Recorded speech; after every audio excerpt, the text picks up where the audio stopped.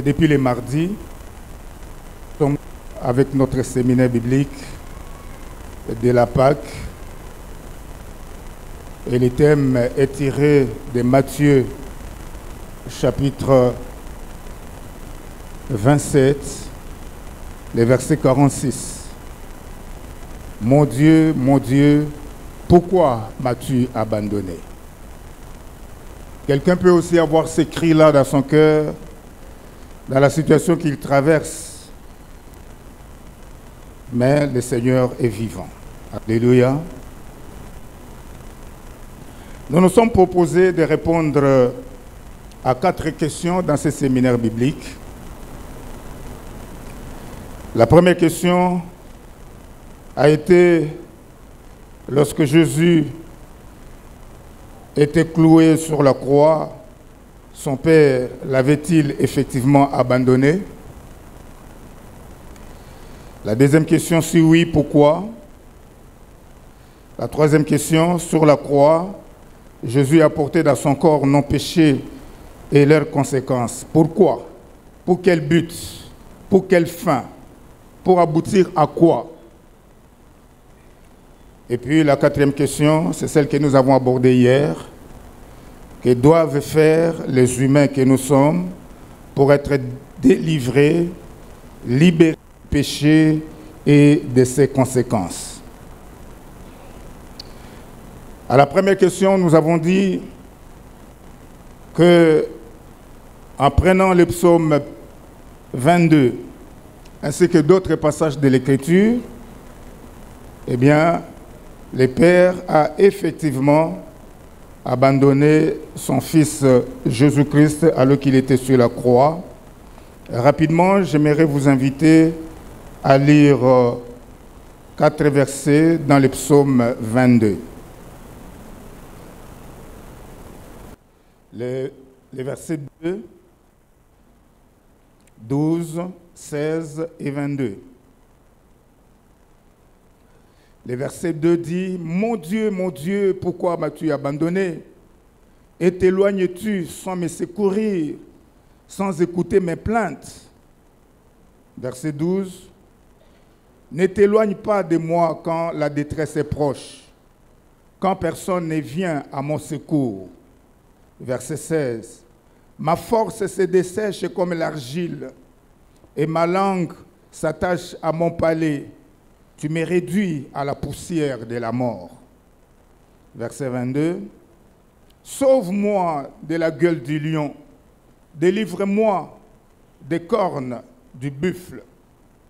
Et si nous prenons Matthieu 27, les versets 46, 47 et 49, Matthieu 27, 46, 47 et 49. Et vers la 9e heure, Jésus s'écria d'une voix forte, Eli, Eli, lama sabachthani, c'est-à-dire, mon Dieu, pourquoi m'as-tu abandonné? Quelques-uns de ceux qui étaient là, l'ayant entendu dire, il appelle Eli. Mais les autres disaient, laisse, voyons si Eli viendra les sauver. En d'autres termes, si Élie viendra les descendre de la croix. Et effectivement, Jésus n'était pas descendu de la croix. Le verset 10 d'Ésaïe 53 nous aide également à répondre précisément à la question de savoir si le Père avait abandonné son Fils Jésus-Christ lorsqu'il était sur la croix. Ésaïe 53, verset 10. Il a plu à l'Éternel de les briser par la souffrance, après avoir livré sa vie en sacrifice pour les péchés. Il verra une postérité et prolongera ses jours, et l'œuvre de l'Éternel prospérera entre ses mains. Voilà, il a plu à l'Éternel de les briser par la souffrance, après avoir livré sa vie en sacrifice les péchés. Eh bien, il l'a abandonné sur la croix. Jésus n'était pas descendu de la croix. Dieu l'avait ainsi abandonné sur la croix ou il est mort. À la deuxième question, nous avons répondu avec la Bible. Pourquoi alors Dieu l'avait-il abandonné? Eh bien, avec la Bible, commençons toujours avec les psaumes 22, cette fois-là, les versets 4. J'ai lu ces passages dans la version Parole vivante. Pourtant, toi, le Dieu saint, tu es assis sur ton trône royal et tu reçois sans cesse les louanges d'Israël, les dieux saints.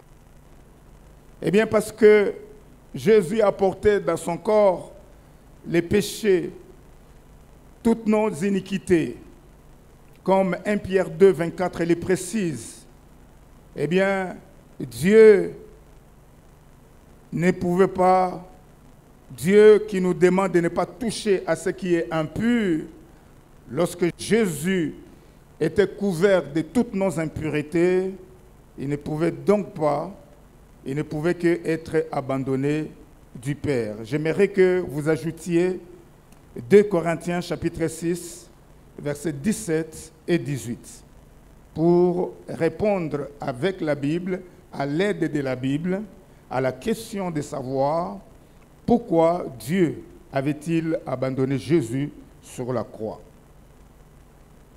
2 Corinthiens chapitre 6, je disais, versets 17 et 18. C'est pourquoi, sortez du milieu d'eux et séparez-vous, dit le Seigneur. Ne touchez pas à ce qui est impur, et je vous accueillerai. Je serai pour vous un père, et vous serez pour moi des fils et des filles, dit le Seigneur Tout-Puissant. Eh bien, le Seigneur nous recommande de ne pas toucher à ce qui est impur. Alors, vous accueillir. Alors, pouvait-il être avec Jésus lorsqu'il est couvert, eh bien, de toutes les souillures, de toutes les impuretés, de tous les péchés et de toutes les conséquences des péchés de l'humanité entière? Eh bien, il ne pouvait justement qu'être abandonné. Deuxième question, pour quelle finalité est-ce que Jésus a porté alors nos péchés et leurs conséquences sur la croix? Eh bien, nous avons répondu à cette question à l'aide de la Bible en partant de Lévitique chapitre 4, versets 27 à 31. J'aimerais vous inviter à revenir encore sur ces passages de l'Écriture. C'est un des passages importants pour répondre à cette troisième question. Lévitique chapitre 4, versets 27 à 31. Si c'est quelqu'un du peuple qui a péché involontairement, en faisant contre l'heure des commandements de l'Éternel des choses qui ne doivent point se faire, et en se rendant ainsi coupable, et qu'il vienne à découvrir les péchés qu'il a commis, il offrira en sacrifice une chèvre, une femelle sans défaut, pour les péchés qu'il a commis. Il posera sa main sur la tête de la victime expiatoire qu'il égorgera dans les lieux où l'on égorge les holocaustes. Le sacrificateur prendra avec son doigt du sang de la victime. Il en mettra sur les cornes de l'autel des holocaustes et il répandra tout le sang au pied de l'autel. Le sacrificateur ôtera toute la graisse, comme on ôte la graisse du sacrifice d'action de grâce. Et il la brûlera sur l'autel, et elle sera d'une agréable odeur à l'Éternel. C'est ainsi que le sacrificateur fera pour cet homme l'expiation, et il lui sera pardonné. Dans l'ancienne France, lorsque quelqu'un commettait un mal, un péché, lorsque quelqu'un commettait une iniquité devant le Seigneur, pour que cette iniquité soit réparée et que l'homme soit dégagé de son péché, il devait amener au temple, il devait amener au tabernacle une chèvre. Et quand il arrivait avec sa chèvre au tabernacle, eh bien, il devait poser sa main sur la chèvre, sur la tête de la chèvre, en vue de s'identifier à la chèvre et faire passer son péché sur la tête de la chèvre, et puis égorger la chèvre. Ceci signifiait quoi? Que la chèvre prenait la place du pécheur. Les péchés étaient passés sur la tête de la chèvre et la chèvre était égorgée. La chèvre a pris la place de l'homme sur lequel il y avait les péchés.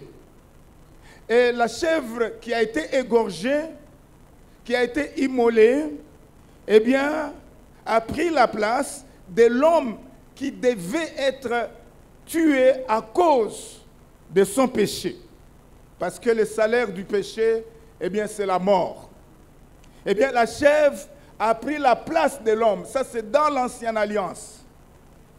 Et le sang que les sacrificateurs recueillaient de cette chèvre quand on l'égorgeait, eh bien, les sacrificateurs les répandaient au pied de l'autel des holocaustes, d'avoir touché le coin de cet autel avec le sang de la chèvre.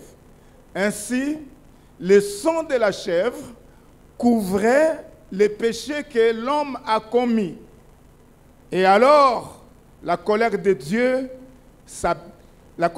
s'apaisait sur cet homme-là. Eh bien, les sacrifices que le peuple de Dieu présentait à Dieu, brûlés sur l'autel de l'Holocauste, dans l'Ancienne Alliance, étaient l'image de Jésus, l'agneau de Dieu, qui a été sur la croix de Golgotha. Et ces sacrifices, eh bien, qui représentaient donc Jésus, en mourant sur la croix, a pris la place de chaque individu. Depuis son arrestation honteuse, lorsque les gens sont venus avec des bâtons, avec toutes sortes d'armes pour l'arrêter, eh bien, c'est chacun de nous qui devait être arrêté de cette manière honteuse et brutale. Mais Jésus a pris notre place. Après l'avoir arrêté, on l'a amené en toute brutalité jusqu'à la résidence du souverain sacrificateur où tous les Sanhédrins étaient réunis. Et arrivé là, eh bien, il a été jugé par les Sanhédrins. Et le verdict était qu'il devait mourir. Eh bien, Jésus a pris notre place. C'est nous qui devrions être jugés à cause de nos offenses, à cause de nos péchés. Jésus est notre substitut. Il est notre remplaçant. Eh bien, lorsque le verdict était tombé, qui méritait la mort, eh bien, on a craché sur lui. On lui a donné des coups de poing. On lui a donné des gifles. C'est nous qui méritions ces traitements-là. C'est sur nous qu'on devait cracher à cause de nos péchés, à cause de nos iniquités, à cause de nos fautes. C'est nous qui devions être traités de cette manière-là. Et Jésus a pris notre place comme substitut. Et quand il a quitté la résidence du souverain sacrificateur, on l'a amené chez le gouverneur Ponce Pilate. Là aussi, eh bien, il a été traité de très mauvaise manière. Et ce qui était grave avec les soldats, eh bien, ils l'ont entouré et ils l'ont flagellé, ils l'ont fouetté jusqu'à ce que le sang coule. Et c'est toujours à notre place qu'il a reçu tous ces coups-là de fouet. Et c'est chacun de nous qui méritait recevoir ces coups-là de fouet pendant tout ce temps-là. Mais Jésus a pris notre place. Et puis, de la résidence du gouverneur, on l'a amené au lieu appelé Golgotha, là où eh bien, Jésus a été cloué sur la croix. Encore une fois, c'est nous qui devrions être cloués sur la croix à cause de nos péchés. Mais Jésus, à cause de la miséricorde de Dieu à l'endroit de chacun de nous, pour le grand amour que Dieu a pour nous, comme il est écrit dans le Nouveau Testament, dans Jean 3,16, car Dieu a tant aimé le monde qu'il a donné son Fils unique, afin que quiconque croit en lui ne périsse point, mais qu'il ait la vie éternelle. Eh bien, à cause de ce grand amour de Dieu à l'endroit de chacun de nous, Dieu aime chacun de nous d'un grand amour. Que nous soyons chrétiens ou non chrétiens, Dieu nous a aimés avant d'être des chrétiens. Il nous a envoyé son Fils Jésus-Christ, que nous n'avions pas encore donné notre vie à Jésus. Il nous aimait, continue de nous aimer d'un grand amour. Le sorcier, Dieu l'aime. Les féticheurs, Dieu l'aime et d'un grand amour. Dieu aime les assassins, les brigands, les voleurs, les impudiques. Eh bien, Dieu nous aime tous. Et il nous aime tous d'un grand amour. Ce n'est pas les situations dans lesquelles nous pouvons nous trouver qui montrent que Dieu ne nous aime pas. Mais la parole de Dieu nous dit que Dieu nous aime de grand amour. Alléluia. Eh bien, si donc Jésus a porté sur la croix nos péchés, c'était pour que nous soyons dégagés de ces péchés-là. Comme dans l'ancienne alliance, eh bien, l'homme était dégagé de son péché et le péché était sur la chèvre qui était sacrifiée à la place du pécheur. C'est comme ça aussi que Jésus a fait. Il a pris notre place et en subissant tous ces traitements jusqu'à la mort sur la croix, eh bien, c'était à notre place qu'il a subi tout cela. Pourquoi? Eh bien, pour que nous soyons dégagés, pour que nous soyons libérés, pour que nous soyons délivrés. Délivrés de quoi? Délivrés du péché, du pouvoir du péché, délivrés des péchés que nous avons commis nous-mêmes et que nous portions. J'étais en train de amener un certain nombre de passages pour montrer comment est le païen, spirituellement parlant, devant Dieu. Il est chargé de toutes sortes de bagages de péché. Et c'est comme ça que nous étions. Mais sur la croix, eh bien, Jésus a pris tout ça. Pourquoi? Eh bien, pour que nous soyons dégagés de ces péchés-là. Et que nous soyons également dégagés des conséquences de ces péchés.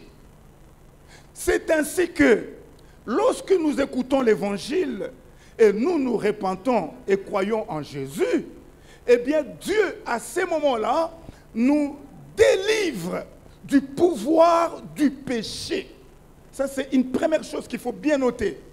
Dieu nous a délivrés du pouvoir du péché. Nous ne sommes plus, les vrais chrétiens, n'est plus sous le pouvoir du péché. C'est ainsi que nous ne pouvons pas dire, bon, c'était plus fort que moi, je ne pouvais que tomber. Non, non, non, non. Non. Nous ne sommes plus sous le pouvoir du péché. Jésus nous a libérés du pouvoir du péché. Pourquoi est-ce qu'à la Pâque, eh bien, nous nous souvenons de la mort et de la résurrection de Jésus? Eh bien, parce que pour sa mort, eh bien, c'était à notre place qu'il a subi cette mort-là. Nous qui devions mourir, à présent, nous n'allons plus mourir parce qu'il y a quelqu'un qui a pris notre place. Et il a pris toutes les conséquences de nos péchés. Jésus les a pris. Quand il est mort, eh bien, il a été enterré. Mais le troisième jour, il est ressuscité. Jésus est vivant. Alléluia. Il était mort et il est ressuscité. Il est vivant. Pourquoi? Eh bien, pour nous tirer du pouvoir du péché. C'est ça, nous délivrer. C'est ça, nous dégager du pouvoir du péché. Et nous dégager également des conséquences de nos péchés. Les conséquences des péchés sont nombreuses lorsque nous étudions les Écritures. Nous les voyons en grand. La malédiction, les maladies, les souffrances, la pauvreté, or, pire avec la mort. Jésus a porté toutes nos souffrances. Il a porté toutes nos douleurs. Ça ne signifie pas que la douleur ne peut plus arriver dans notre vie, mais nous ne sommes plus sous la domination des douleurs. Ça ne signifie pas que les souffrances ne peuvent plus arriver. Nous ne sommes plus sous les pouvoirs, sous la domination des souffrances. La pauvreté peut arriver, mais nous ne sommes plus sous le pouvoir de la pauvreté. Eh bien, maintenant là, nous sommes en combat spirituel, et dans ces combats-là, nous sommes en position de supériorité. En position de supériorité lorsque nous nous battons contre les péchés, en position de supériorité lorsque nous nous battons contre la malédiction, contre les maladies, jusqu'à ce que Jésus viendra nous prendre. Alors là-haut, eh bien, le péché ne sera plus dans notre présence, ni les malédictions, ni les maladies, ni les souffrances, ni les douleurs, ni la mort. Pourquoi? Parce que Jésus les a pris toutes. Toutes ces conséquences-là des péchés, Jésus les a pris. C'est pourquoi, un jour, eh bien, nous serons totalement libres de toutes ces conséquences des péchés. Alléluia. Et la quatrième question a été celle de savoir ce que les êtres humains doivent faire pour expérimenter le salut, la délivrance, la libération, la guérison.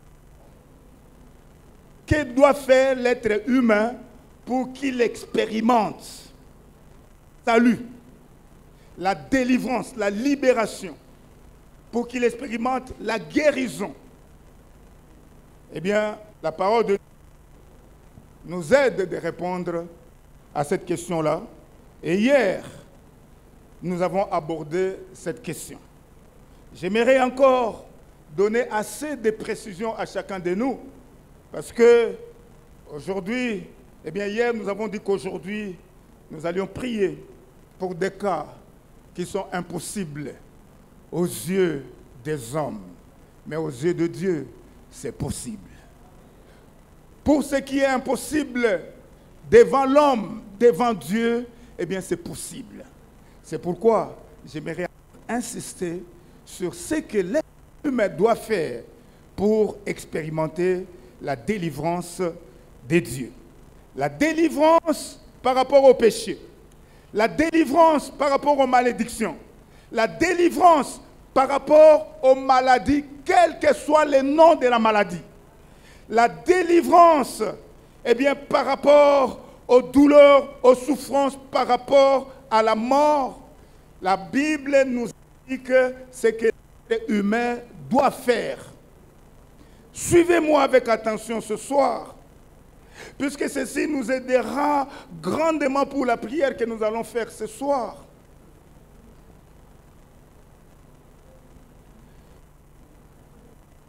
Autrefois, lorsque nous n'avions pas encore donné notre vie à Jésus, nous étions des morts. Nous étions dans l'obscurité. Un mort a les yeux fermés, il ne voit pas. Donc nous étions dans l'obscurité la plus totale. Nous étions dans les ténèbres. On était ténèbres nous-mêmes. Nous étions sous le pouvoir bien de l'obscurité. Les péchés, les malédictions, les maladies, les souffrances, les douleurs, la pauvreté, et puis la mort.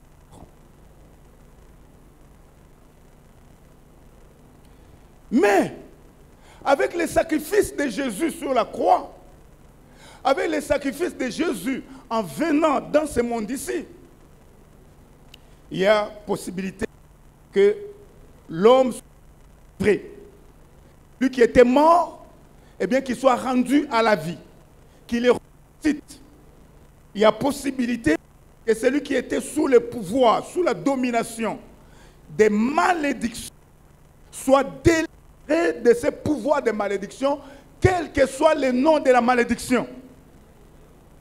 À Kinshasa, on craint beaucoup les malédictions, parce que plusieurs n'ont pas d'éclairage biblique en rapport avec les malédictions. Plus ils craignent les sorciers, les féticheurs, etc. Pourquoi? Parce qu'ils n'ont pas assez de lumière de la parole de Dieu au sujet de toutes ces réalités. Alors suivez-moi avec attention. Eh bien, nous étions dans le royaume des ténèbres. Mais lorsque nous avons entendu l'évangile, nous nous sommes repentis et nous avons mis notre foi en Jésus. Dieu du haut des cieux regarde et il a vu qu'effectivement la repentance était en place en nous. La foi véritable était en place en nous. Alors il a accompli un miracle. Ce miracle-là, ce n'est pas un apôtre qui l'a fait. Ce n'est pas un prophète, ce n'est pas un évangéliste, un pasteur ou un docteur qui l'a fait. Non, c'est Dieu lui-même qui l'a fait. Jésus est vivant justement pour accomplir ce miracle dans notre vie, dans notre existence. Eh bien, le miracle en question, c'est quoi? Eh bien, celui qui était dans le royaume des ténèbres, lorsque la repentance et la foi sont en place, eh bien, Jésus le sort du royaume des ténèbres. Ce n'est pas un pasteur qui nous a sortis du royaume des ténèbres. Jésus nous a sortis du royaume des ténèbres et il nous a introduits dans le royaume des lumières. Il y a changement des camps dorénavant. Nous étions autrefois sur la mauvaise racine, sur la mauvaise origine. Mais maintenant, nous ne sommes plus là. Maintenant, nous sommes dans un autre royaume, le royaume des vivants, le royaume des lumières. Nous sommes maintenant, eh bien, acceptés dans la famille de Dieu et Dieu nous a adoptés comme ses enfants, alors que nous étions autrefois les enfants du diable sous les lois de notre père à l'époque, les diables. Mais à présent, nous ne sommes plus sous les lois de notre ancien père. Nous sommes maintenant sous les lois d'un père qui nous a adoptés dans sa famille, eh bien, le père du Seigneur Jésus-Christ. Alléluia. Et donc, il est très important pour que ce miracle ait lieu, que chacun de nous comprenne ce que l'être humain doit faire. Revenons dans Actes chapitre 2, versets 37 à 41. Actes chapitre 2, versets 37 à 41. Après avoir entendu ces discours, ils eurent le cœur vivement touché et ils dirent à Pierre et aux autres apôtres, « Hommes frères, que ferons-nous » Pierre leur dit, « Repentez-vous et que chacun de vous soit baptisé au nom de Jésus-Christ pour le pardon de vos péchés et vous recevrez les dons du Saint-Esprit. Car la promesse est pour vous, pour vos enfants et pour tous ceux qui sont au loin, en aussi grand nombre que le Seigneur notre Dieu les appellera. » Et par plusieurs autres paroles, il les conjurait et les exhortait. « Sauvez-vous de cette génération perverse. » Ceux qui acceptèrent sa parole furent baptisés. Et en ce jour-là, le nombre des disciples s'augmentant d'environ 3000 âmes. Amen. Dans ce passage, nous voyons trois choses, trois conditions importantes pour être délivré du pouvoir du péché et de ses péchés et des conséquences des péchés. La malédiction, la maladie, la souffrance, la douleur, la pauvreté, la mort. Eh bien, pour en être délivré, en premier lieu, il nous est dit ici, après avoir entendu ces discours, les gens ont entendu le discours de Pierre, les gens ont entendu la parole de Dieu. Eh bien, pour être délivré de ses péchés, l'homme doit d'abord entendre la parole de Dieu. Entendre la parole de Dieu. Entendre l'évangile. Pourquoi? Eh bien, parce que la parole de Dieu est esprit et vie. Et par la parole de Dieu, eh bien, nous avons de l'éclairage. Nous avons la lumière pour voir les chemins dans lequel nous marchons, quel est son état, pour voir quel est l'état de notre cœur. Un jour, eh bien, j'ai changé avec un papa qui était malade. C'était un colonel. Alors il m'a dit, pasteur, moi je ne vois pas les péchés que moi j'ai faits. Je ne vole pas, je ne commets pas d'adultère, je ne tue pas. Je ne vois pas les péchés que moi j'ai faits. Alors intérieurement, j'ai compris que le colonel avait besoin d'entendre la parole de Dieu. Parce que la parole de Dieu est lumière. Et il va voir dans son cœur, dans sa vie, les mal, les taches noires qui sont dans sa vie. Mais avant ça, eh bien, il est difficile qu'il voie. Entendre la parole de Dieu.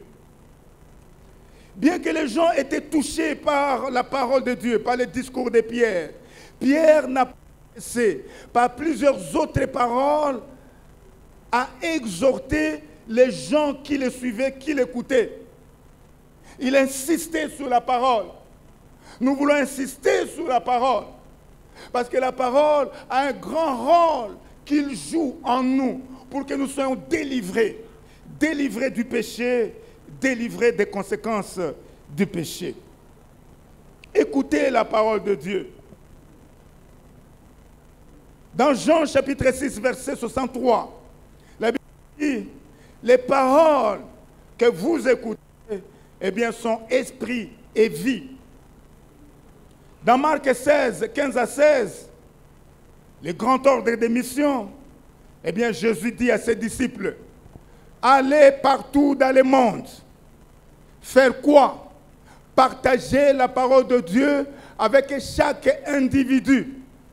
En principe, dans les avenues où nous nous trouvons, le Seigneur Jésus-Christ nous y a envoyés en tant que ses disciples pour partager avec chaque individu qui est sur notre avenue la parole de Dieu. Et c'est pour ça que nous nous trouvons aux différents lieux où nous demeurons.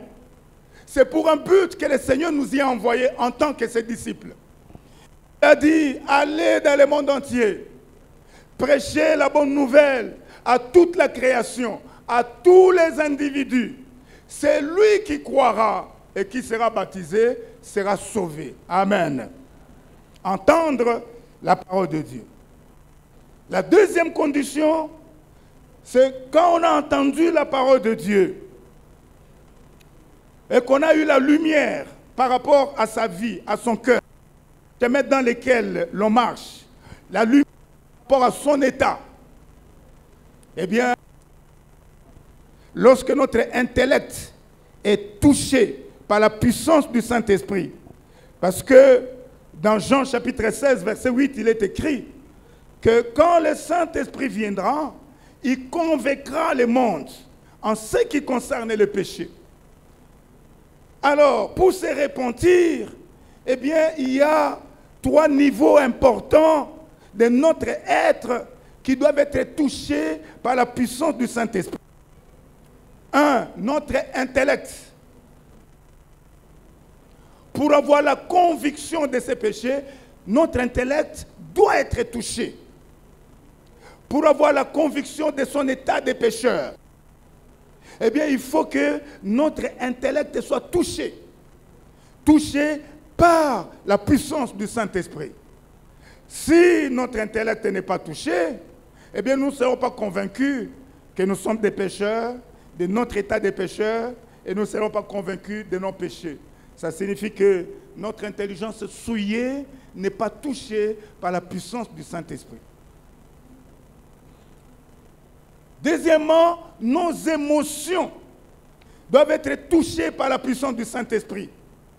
C'est alors que nous aurons les regrets d'avoir péché, les regrets d'avoir vécu dans les péchés, les regrets d'avoir offensé Dieu. Ces regrets-là, cette tristesse vient du Saint-Esprit. Comme il est écrit dans Ephésiens 4:30, que n'attristez pas le Saint-Esprit de Dieu. Eh bien, lorsque nous vivons dans les mal, le Saint-Esprit est attristé.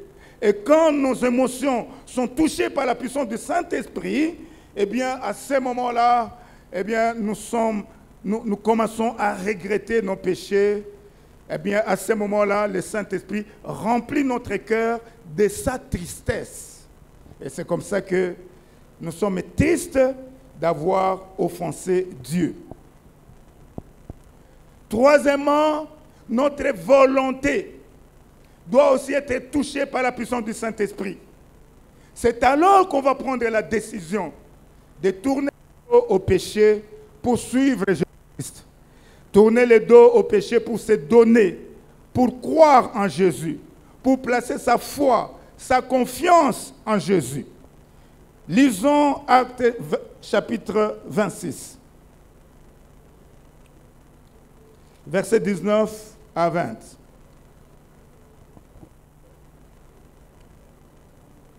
En conséquence, roi Agrippa, je n'ai point résisté à la vision céleste, à ceux de Damas d'abord, puis à Jérusalem, dans toute la Judée et chez les païens.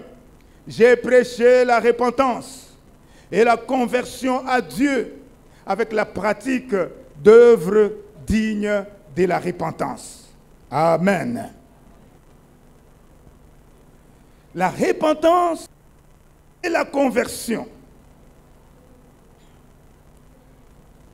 Lorsque on reconnaît, on a la conviction de ses péchés et de son état de pécheur, et que nos émotions sont touchées par la puissance du Saint-Esprit et nous regrettons nos torts, et notre volonté touchée par Dieu, touchée par la puissance du Saint-Esprit, eh bien nous décidons de dire, eh bien on ne continue plus dans ce chemin, nous décidons de tourner le dos au péché, c'est donner à Dieu, c'est donner à Jésus. Et le mouvement que nous faisons, lorsque nous mettons notre décision en pratique, l'acte de tourner le dos au péché pour se tourner à Dieu, c'est la conversion. La conversion.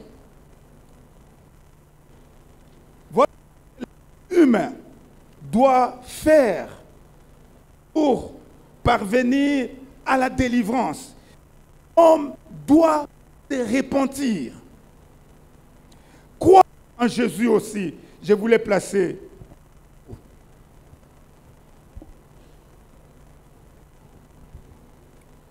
Croire. La foi, il nous demande pour Jean chapitre 4, 6 à 54. Jean 4, 46 à 54. Il retourna donc à Cana en Galilée, où il avait changé l'eau en vin. Ayant appris que Jésus était venu de Judée en Galilée, il alla vers lui et le pria de descendre et de guérir son fils qui était près de mourir. Jésus lui dit, « Si vous ne voyez des miracles et des prodiges, vous ne croyez point. » L'officier du roi lui dit, « Seigneur, descends avant que mon enfant meure. » « Va, lui dit Jésus, ton fils vit. » Et cet homme crut à la parole que Jésus lui avait dite et il s'en alla.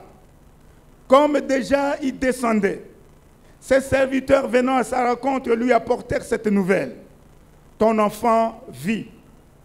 Il leur demanda à quelle heure il s'était trouvé mieux. Et il lui dit, hier, à la 7e heure, la fièvre l'a quitté. Le père reconnut que c'était à cette heure-là que Jésus lui avait dit, ton fils vit. Et il crut, lui et toute sa maison. Jésus fit encore ce second miracle lorsqu'il fut venu de Judée en Galilée. Eh bien, le Seigneur Jésus-Christ était donc arrivé dans la province de la Galilée, dans la ville de Cana. Dans une autre ville, de la même province de Galilée, à peu près combien de kilomètres? 25 à 30 kilomètres, se trouvait la ville de Capernaüm. Et c'est là où se trouvait l'officier du roi. Et là où il était, il a entendu que Jésus était arrivé à Cana. Il n'a pas regardé la distance séparant Capernaüm à Cana. Il s'est mis debout pour quitter Capernaüm et venir à Cana. Hier, et même avant-hier, j'étais en train de parler d'une foi vivante. Une foi qui agit. C'est cette foi-là qui nous amène à voir la main de Dieu agir en nous. Nous ne pouvons pas, avec une foi morte, vivre les miracles de Dieu. Jésus n'a pas changé. Les miracles qu'il a accomplis hier dans la Bible, eh bien aujourd'hui, il est fait encore. Alléluia. Mais il dit, ayez la foi, mais la foi vivante. Alors cet officier du roi a quitté Capernaüm et il est venu jusqu'à Cana. C'est ça, mettre sa foi en action. Une foi vivante agit. Une foi vivante ne reste pas immobile sur place. Une foi vivante bouge. Une foi vivante se met en mouvement. Nous ne pouvons pas, avec une foi vivante, écouter que, voilà, maintenant nous prions. Nous pouvons lever nos mains et nous sommes là. Et nous pouvons nous agenouiller et nous sommes là intacts. Ça, ce n'est pas une foi vivante. Une foi vivante se met en mouvement. Le capitaine ou l'officier du roi était à Capernaüm. Mais il a quitté Capernaüm pour venir jusqu'à Cana, là où était Jésus. Il a posé son problème. Et Jésus lui a dit, eh bien, rentre, ton serviteur ou ton fils vit. Ce fils était gravement malade, parce qu'il était près de la mort. Mais la foi était capable de tirer, de délivrer cet enfant du cas à l'extrême dans lequel il se trouvait. La foi, quel que soit le cas extrême dans lequel nous pouvons nous trouver ce soir, la foi est capable de nous libérer de cette situation, de cet état. Et c'est ce que la foi de l'officier a eu à faire pour son fils. Eh bien, Jésus lui a dit, va, ton fils vit. L'officier n'est pas resté là-bas. Jésus lui a déjà parlé. Il a entendu. Il ne devait que faire confiance à ce que Jésus a dit. Et ainsi faire quoi? Eh bien, retourner chez lui à Capernaüm. Il n'était pas question que cet officier reste là-bas en train de pleurer, en train de rêver que Jésus, que je suis venu chercher pour aller jusqu'à Capernaüm et imposer les mains à mon fils pour qu'il guérisse, n'est pas descendu à Capernaüm. Et lui, il reste là en train de regretter, en train de pleurer. Non! La foi, c'est pas ça. La foi, eh bien, c'est écouter et agir. Le capitaine ou l'officier a écouté et il a agi. Il a quitté Cana pour rentrer à Capernaüm. Il n'était même pas encore arrivé qu'on est venu lui dire que ton fils, eh bien, est libéré de sa maladie. Il est guéri. Et il a demandé c'était à quelle heure. Et l'officier a reconnu que c'était justement à cette heure-là que Jésus a dit, ton fils vit.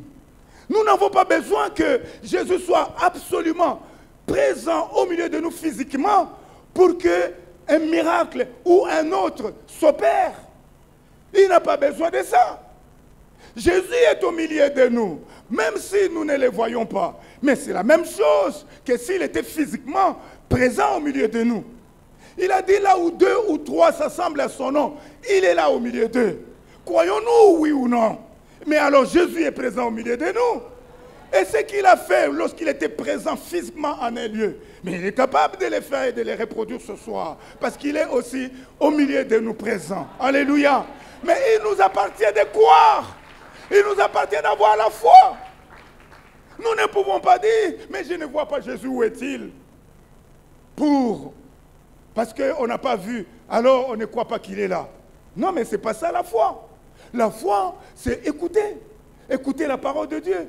C'est la parole de Dieu qui amène la foi en nous. N'est-ce pas ce que la Bible nous dit dans Romains? Romains chapitre 10, verset 17. Que la foi vient de ce qu'on entend. Et ce qu'on entend vient de la parole de Christ. Alléluia. La foi. Chacun de nous a besoin de foi vivante ce soir. Une foi, eh bien, qui bouge. Une foi qui agit. Une foi qui n'est pas inerte. Car lorsque j'étais en train de prier, le Seigneur m'a dit, il y a des gens, eh bien, qui ont le poison dans leur corps. Nous pouvons prier ce soir. Et Jésus qui est présent au milieu de nous, eh bien, va tirer ces gens du pouvoir du poison. Le Seigneur m'a parlé du cancer. Le cancer, il y a de ceux, eh bien, qui sont frappés par le cancer. Je ne sais pas quel cancer, mais l'Esprit de Dieu m'a dit cancer. Priez également pour ceux qui sont des cancers. Il y a également les cas, eh bien, de stérilité et de toute autre sorte de maladies, la surdité, la cécité. Je vais parler en termes simples. Eh bien, les oreilles qui sont bouchées, on n'entend pas. Le Saint-Esprit m'a dit, priez, parce que ce n'est pas vous qui accomplirez les miracles, mais c'est moi qui les ferai. Vous croyez seulement. Alléluia. La cécité, c'est qui est aveugle. Le Seigneur dit, priez pour lui. Priez, imposez-lui la main. Imposez-lui les mains. C'est moi qui virerai ses yeux. Alors je suis convaincu dans mon cœur que Jésus étant présent, eh bien c'est lui qui fait. Nous hommes, nous ne pouvons pas faire. Alléluia.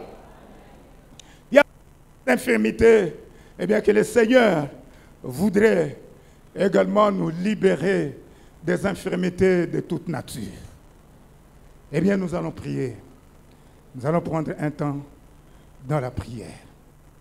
Et le Seigneur, qui est présent au milieu de nous, a quelque chose qu'il veut bien faire dans la vie de chacun.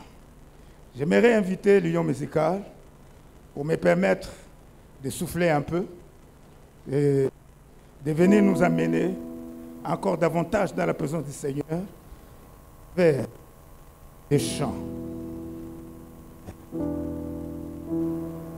Oration. Alléluia. Yahweh, Nabikamwa, Sembola loboko na yo, bato nyonso bamona yango, bakumisa kombo na Yahweh, Yahweh, Nabikamwa, Sembola loboko na yo, bato nyonso bamona yango, bakumisa kombo na yo, Yahweh, Nabikamwa,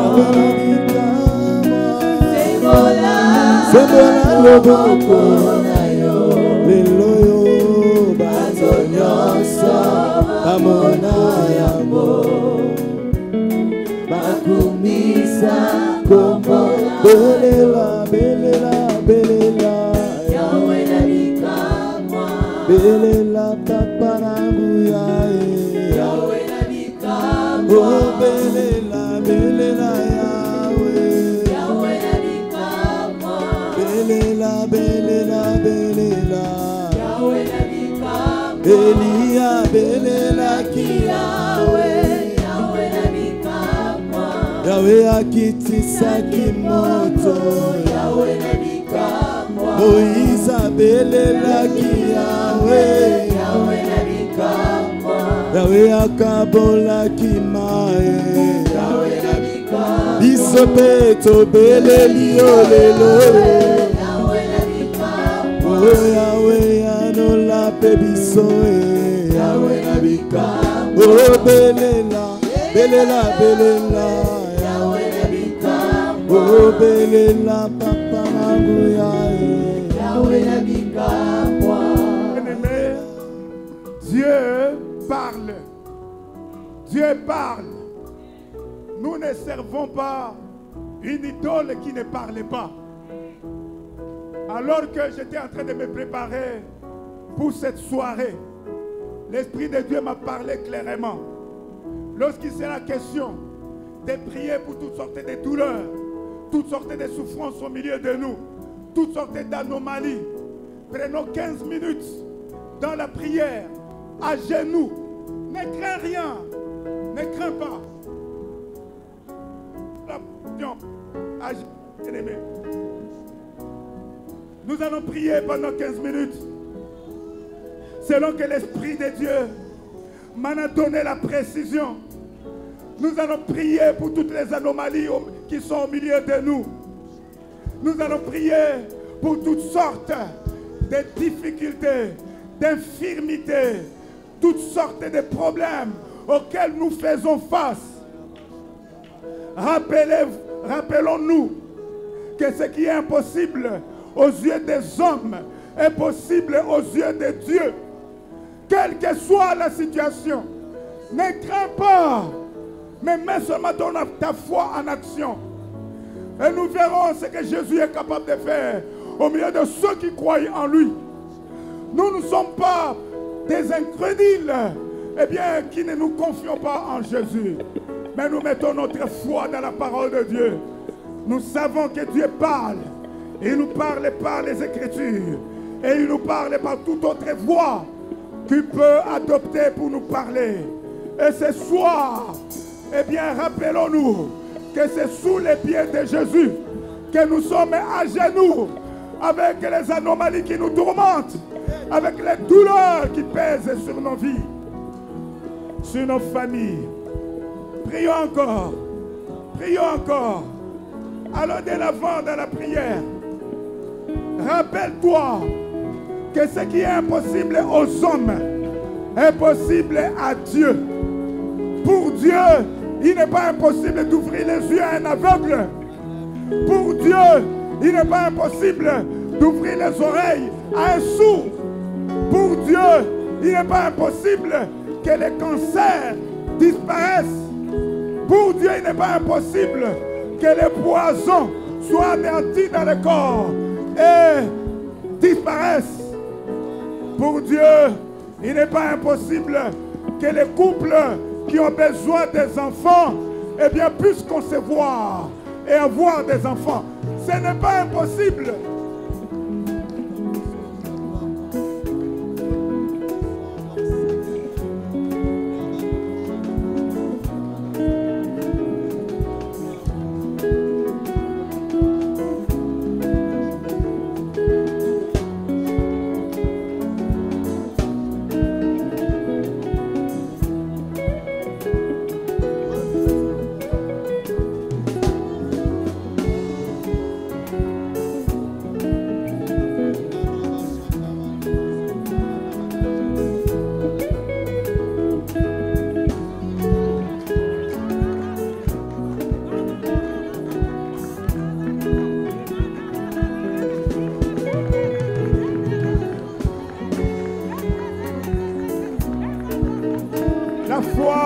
Est une condition importante pour être délivré de son mal, pour être délivré de sa douleur, pour être délivré de ses péchés, pour être délivré de l'obscurité, pour être délivré des maladies, pour être délivré. La foi, il n'y a pas un miracle à faire pour vivre les miracles de Dieu. Jésus dit seulement, si tu crois, tu verras la gloire de Dieu. Tu verras la main de Dieu. Tu verras les miracles de Dieu. Si tu crois, ce n'est pas une quelconque acrobatie que le Seigneur nous recommande d'exécuter.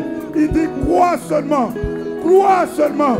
Et lorsque nous sommes à genoux en train de prier, eh bien c'est notre foi que nous mettons en mouvement, que nous mettons en action, quelle que soit l'anomalie qui tourmente notre vie, qui tourmente notre famille, qui tourmente notre nation, qui tourmente notre église. Eh bien, pour Jésus, il n'y a rien qui lui soit impossible.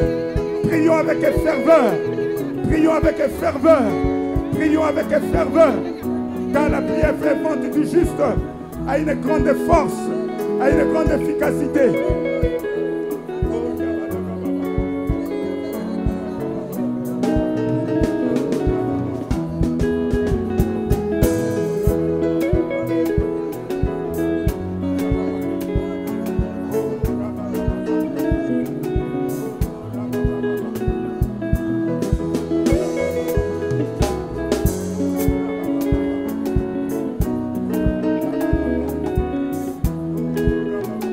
Les anomalies sont de toutes sortes, sont de toute nature. Nous sommes en train de prier pour que le Seigneur agisse, intervienne et nous délivre de tout type d'anomalies dans notre vie, que ce soit les péchés, que ce soit la malédiction, que ce soit la maladie, que ce soit la souffrance, la douleur, que ce soit la pauvreté, la mort qui menace. Et Jésus est capable de nous délivrer. Il dit, crois seulement. Et c'est notre foi que nous mettons en action lorsque à genoux nous sommes en train de prier. Vous qui faites objet de poison, priez, priez, priez. Ne fermez pas votre bouche. Parlez à Dieu. Parlez. Et le Seigneur écoute car il est présent au milieu de nous.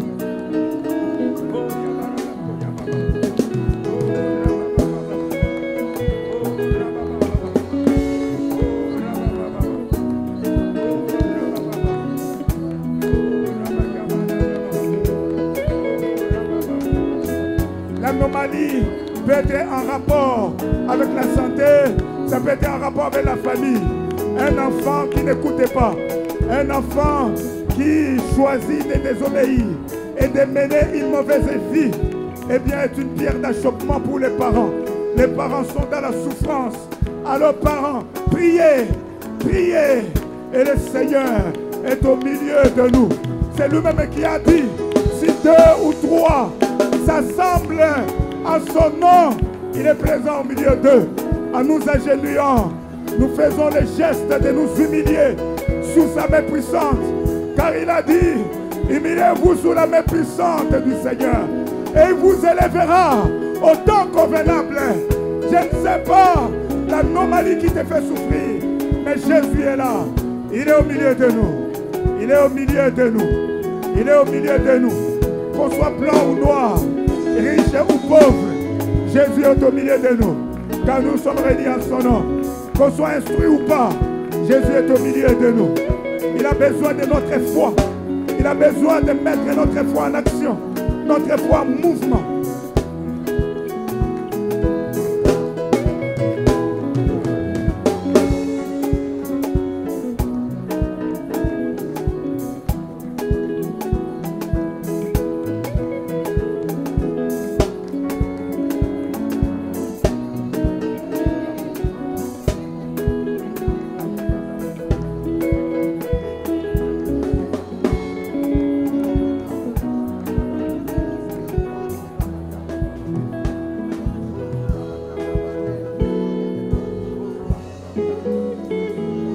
Le nom du Seigneur, comme il est écrit dans la parole de Dieu.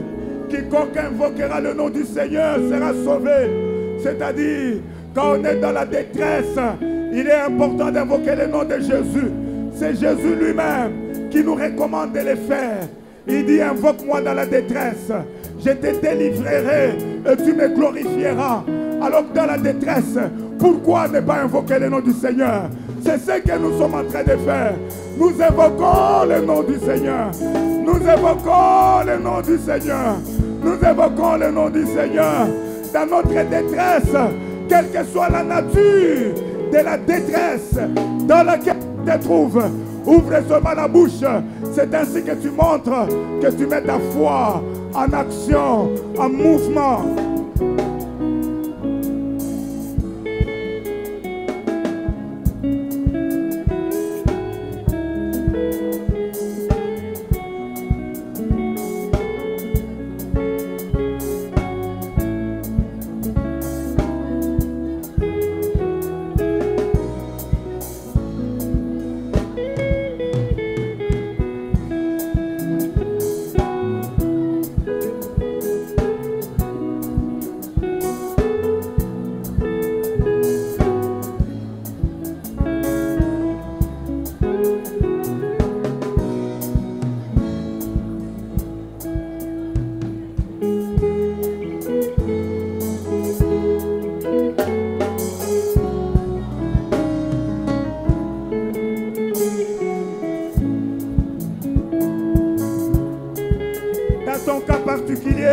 Invoque le nom de Jésus. Invoque le nom de Jésus. Voilà ce que le Seigneur a placé comme parole dans mon cœur et dans ma bouche pour partager avec vous ce soir.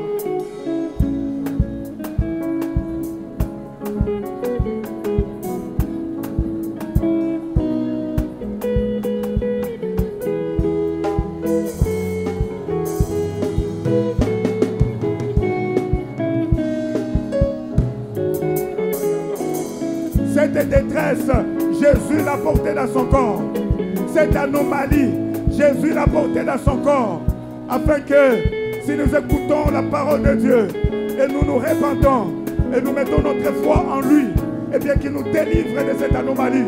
Car il avait déjà porté cette anomalie, quel que soit le nom de l'anomalie.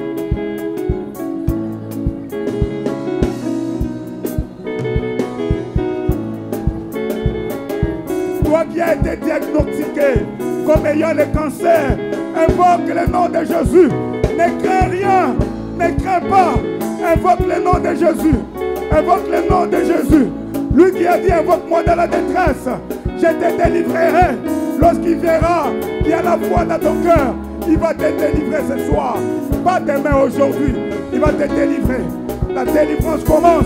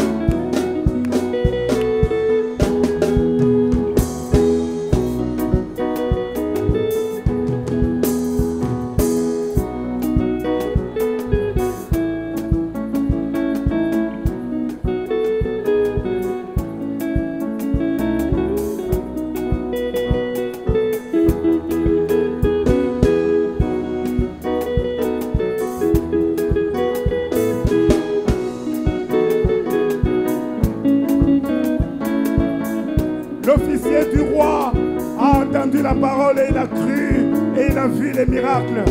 Nous aussi nous avons entendu la parole de Dieu comme cet officier. Eh bien le Seigneur attend que nous croyions et nous verrons également les miracles. Ce que nous sommes en train de faire, c'est un acte de foi. C'est un acte de foi pour bien, permettre à notre foi de s'exprimer, de se mettre en mouvement, de se mettre en action.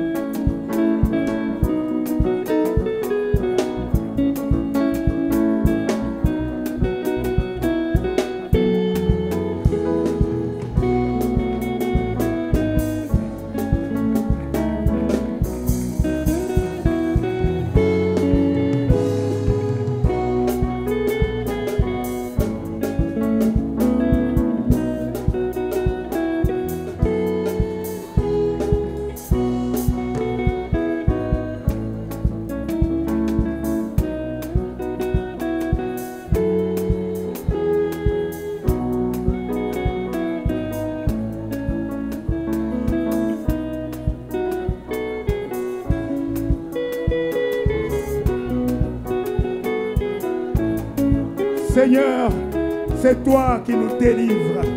Tu nous délivres de la détresse lorsque nous invoquons ton nom, mon Dieu. C'est toi qui nous guéris de toutes nos maladies. Car Jésus, par les sacrifices que tu as consentis à la croix, eh bien nous sommes guéris de nos maladies. Légalement, nous sommes guéris. Nous sommes guéris depuis 2000 ans. Et Dieu, tu as pourvu à notre guérison. Merci Jésus. Alléluia. Alléluia. À présent, nous voulons prier. Nous pouvons nous sommes. Lion musical va nous aider avec le chant. pendant que je serai en train de prier pour ces 3 cas, un cas après un autre, l'église entière, sous la conduite de l'union musicale, eh bien, peut louer le Seigneur. Peut louer le Seigneur.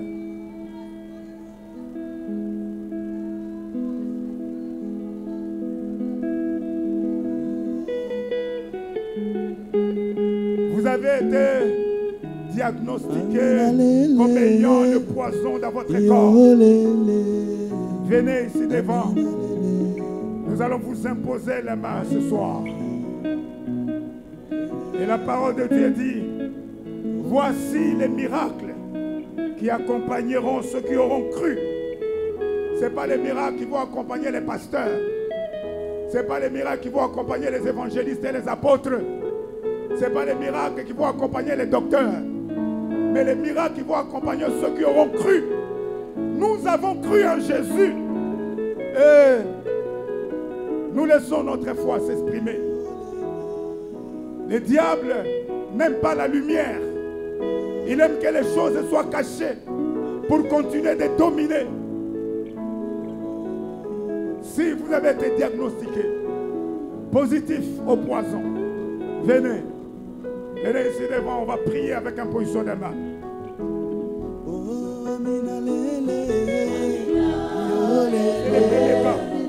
Amina lele, amina lele, amina lele, amina lele, amina lele, amina lele, oh amina lele, amina lele, amina lele, amina lele, amina lele, amina lele. Motema nanga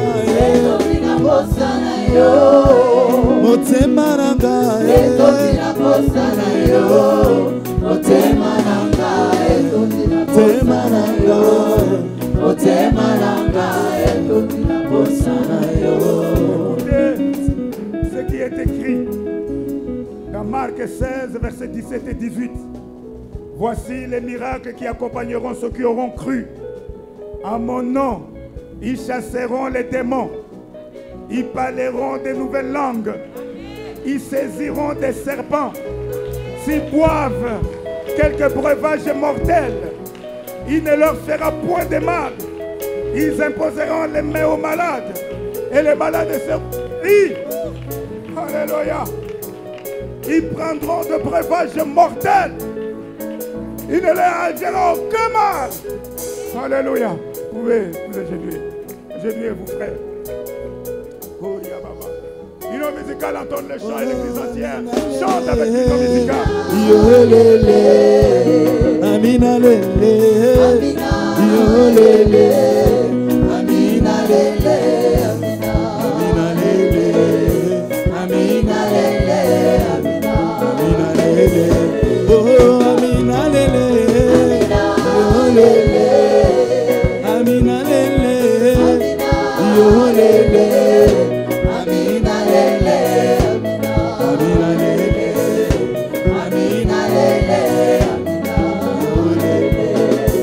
Motema nanga etokina posana yo, motema nanga etokina posana yo, motema nanga etokina posana yo, motema nanga etokina posana yo, oh motema nanga etokina posana yo, motema nanga etokina posana yo, motema nanga motema nanga etokina posana yo, oh amina lele, amina lele, amina lele, amina lele, amina lele, oh amina lele, amina lele.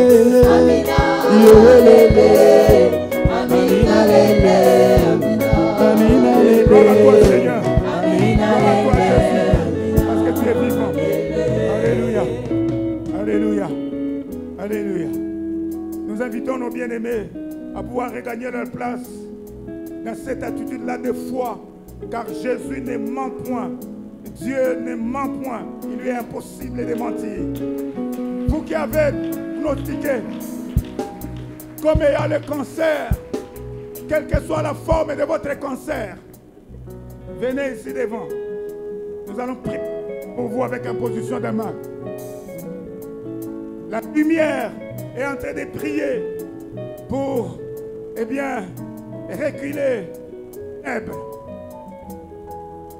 Quel que soit le cancer, eh bien, l'Esprit du Seigneur m'a dit, cancer, priez avec imposition des mains. Alléluia. Vous êtes là, vous avez été diagnostiqué positif au cancer. Quel que soit le nom du cancer, personnellement, je n'ai pas besoin de savoir le nom du cancer en question. Mais Dieu seul a le cancer. Et c'est lui qui dit ce qui est impossible aux hommes, ce qui est impossible aux yeux des hommes, est possible à Dieu, est possible aux yeux de Dieu. Alléluia. Alléluia. Trio musical va encore entonner le chant que toute l'église va entonner, va chanter. Oh, motema nanga, Etopina posana yo. motema nanga, Etopina posana yo. Motema nanga, etopina posana yo.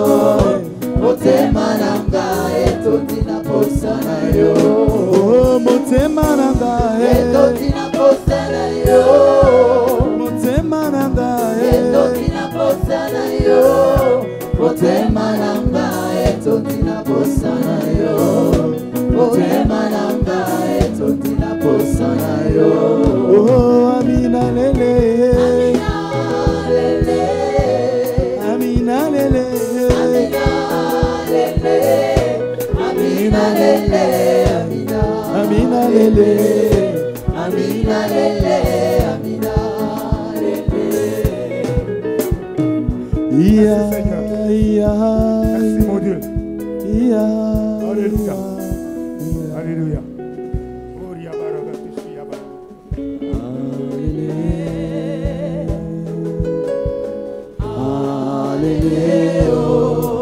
Yes, hallelujah.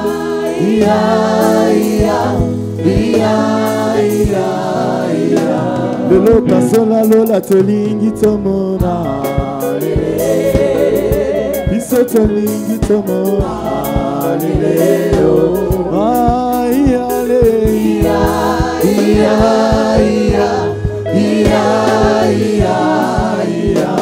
biso tozobenga yo. Tozobenga yo. Senga wa mulue. Nous allons terminer avec ce cas. Senga. Ceux qui resteront en souffrance, eh bien par la grâce du Seigneur, nous allons les aborder les dimanches. Ceux qui litoi na yo moko et osala malamu te ezoyoka te soko pe famille ememaki awa mutu moko oyo matoi na ye mibale ayokaka te famille baya na mutu wana awa liboso pe yo oyo oyokaka na litoi moko o litoi mosusu ozoyoka te yaka awa liboso. Nous voulons prier pour Nayo. Le Seigneur a dit, eh bien, matoi, soudité, matoi, oyezako-yokate. Il est au milieu de nous. Et c'est lui qui ouvre nos oreilles. C'est lui qui nous tire de toute angoisse, qui nous délivre, qui nous guérit de toute anomalie. De toute anomalie. Nous faisons seulement notre part. Faisons seulement notre part. Alléluia. Senga wa muleo. Senga, senga mukwashi, senga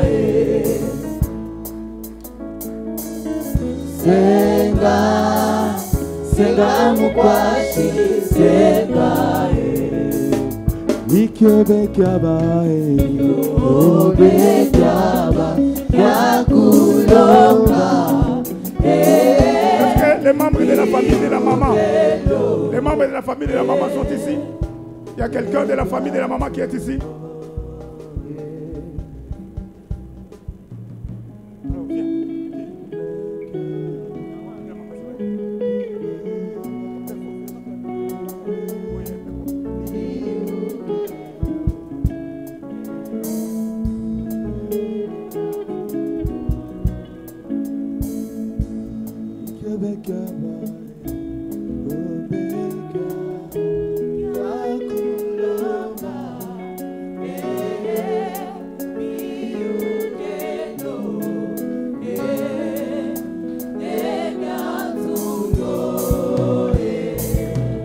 Ikyobekaba obekaba yakulonga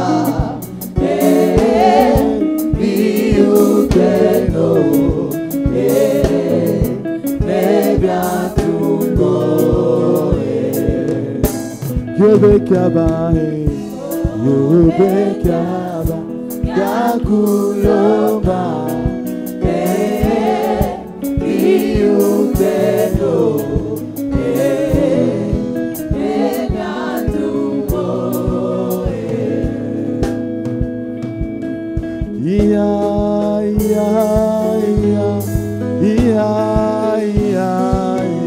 Lelo pasola lola tolingi tomona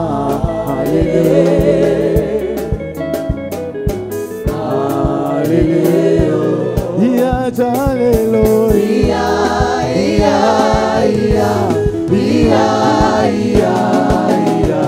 Iso tozobengayo tozobengayo Iya jalelo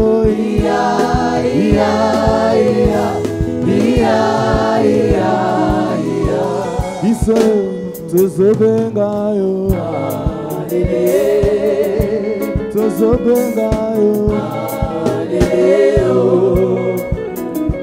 Shuka shuka shuka shuka shuka shuka Iso tozobengayo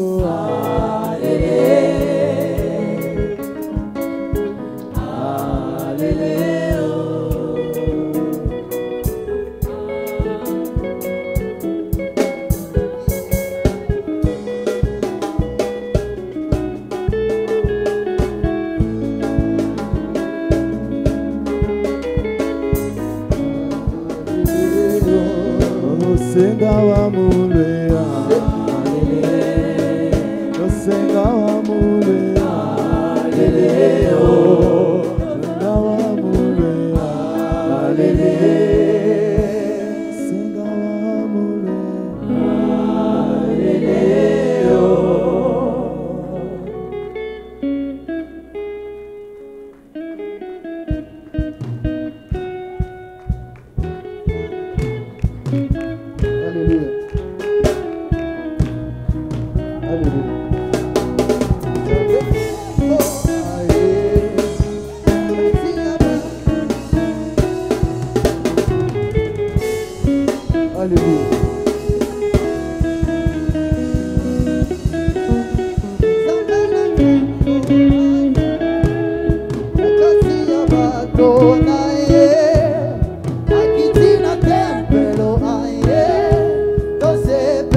Oh,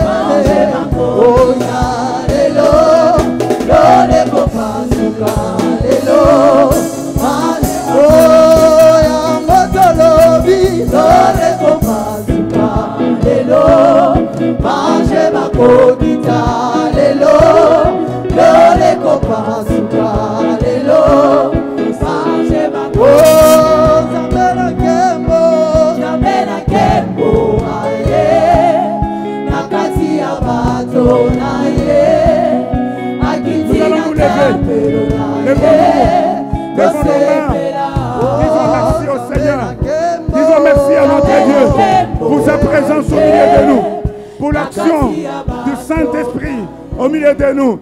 Disons seulement grâce. Rendons seulement grâce au Seigneur. Disons seulement merci à notre Dieu pour ce soir. Prions ensemble. Alléluia. Seigneur, nous te disons merci. Nous ne sommes pas seuls en ces lieux. Et c'est en ton nom que nous nous tenons en ces lieux. Nous te disons merci pour ta présence. Nous te disons merci pour la puissance du Saint-Esprit. Que cette puissance continue d'agir. Continue d'agir. Continue d'agir. Au nom de Jésus. Merci